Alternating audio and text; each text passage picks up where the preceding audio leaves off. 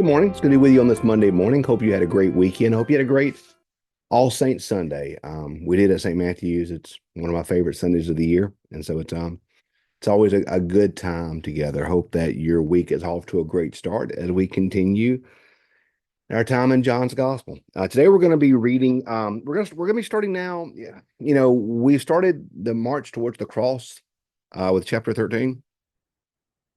We're going to be reading chapter 14 the next few days, the next 3 days, broken up into three different sections. If you've been to a funeral at our church at St. Matthew's, it's a good chance you heard me or the preacher, whoever else was, if someone else was preaching it, preach from John 14. The John 14 verses are suggested verses for funerals in the United Methodist liturgy. So we're not going to read all. In fact, if you go look at a funeral, you're going to see selections from John 14. So we won't follow that exact breakdown like we do in the funeral liturgy, but we're going to read today 1 through 3, tomorrow 5 through 14, and then Wednesday we'll read 15 to the end of the chapter. So let's read John 14, 1 through 3.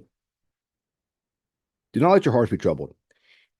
You believe in God, believe also in me. In my father's house has many rooms. If that were not so, would I have told you that I go to prepare a place for you? And if I go and prepare a place for you, I will come back and take you to be with me, that I will come back and take you to be with me, that you may also be where I am. You know the way to the place where I'm going. Sorry, I've got a new Bible. It's a NIV, and I haven't read from the NIV in a while. I'm so used to reading the NRSV. So I like it. It has a zipper, and I like my Bibles are getting beat up in my briefcase, so I like that I can zip this up. So anyway, that means I'm having to get used to the NIV. So I apologize for tripping over that. In my father's house are many mansions. If it were not so, what I've told you that I go and prepare a place for you. If I go and prepare a place for you, I will come again and take you to myself, so that where I am, there ye may be also. That's one of those King James passages that just rolls off my tongue because I've read it so often in the King James, and it's just, I think the old funeral liturgy may have had it in the King James. It's one of those verses that I just know so well, particularly in the King James. So trying to read it in the NIV tripped me up a little bit. So Jesus is getting ready to leave. He's getting ready to be crucified. He's getting ready to go to the cross. And he is going to comfort. There's going to be a lot of comfort that Jesus is going to provide for his disciples in these next few chapters. He knows that the cross is going to be traumatic for them. He knows that they're going to see their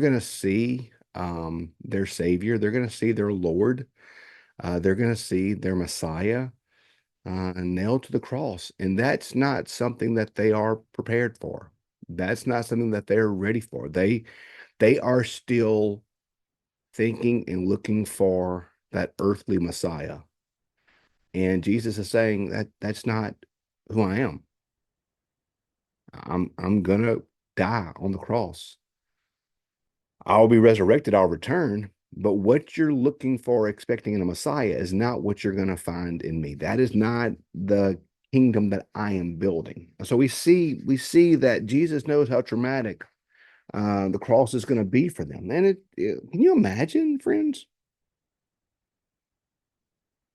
Can you imagine having followed Jesus all this length of time and to see him perform so many miracles and do so much and have such power, and now to see him betrayed in the coming hours, nailed to a cross, died. It's a lot for the disciples to process, and Jesus knows that.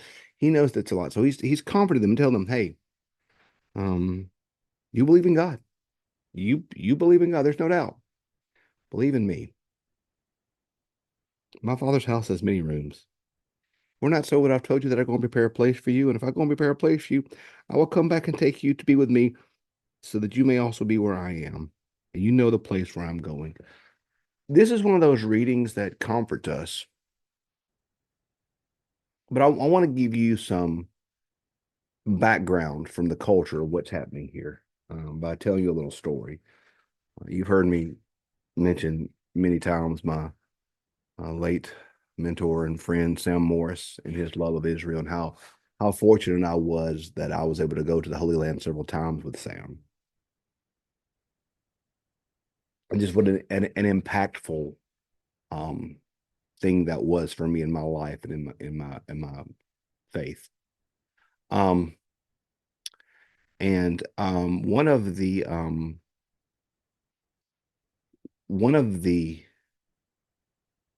events that really impacted me the most is one of our last.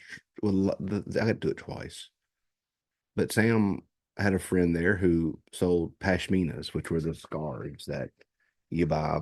Bought Holly a pashmina. She probably has several at the house.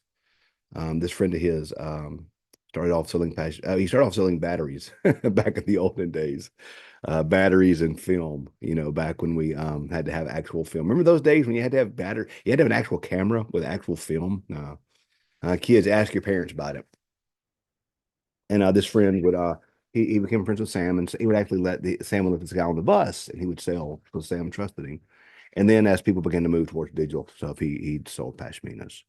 But towards the end of the trip, he would always tell Sam to invite several pilgrims to his home for a meal. And I was fortunate to be able to do that a couple times. And this friend of Sam's lives on the Mount of Olives. Yeah, that Mount of Olives. Yeah, the one talking about here in that Mount of Olives. And he lives in a home that has been in his family for probably close to 150 years, maybe longer than that. And what happened is in every generation, um, the father would add on to the house for the oldest son, so that when the oldest son would marry, the oldest son could return with his bride and have a home for his family. The father's responsibility as the father was to take care of the child. That's what a father does. The father adds on to his house so that the child has a home, has a place. That's what a loving, caring father does in that culture. The father adds on to the house so the son has a home.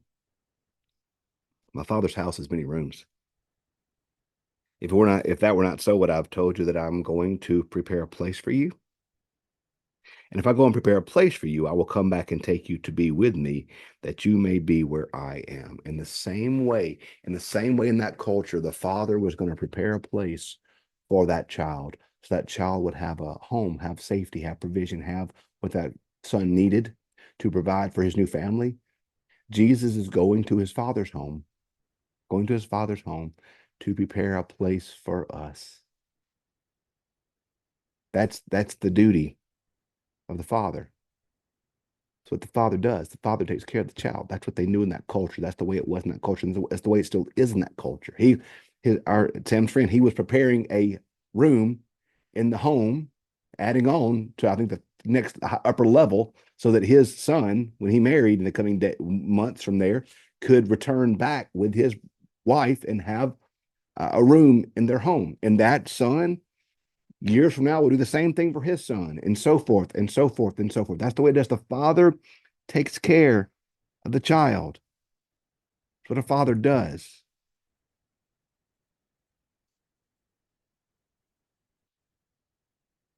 God's going to take care of you, friends.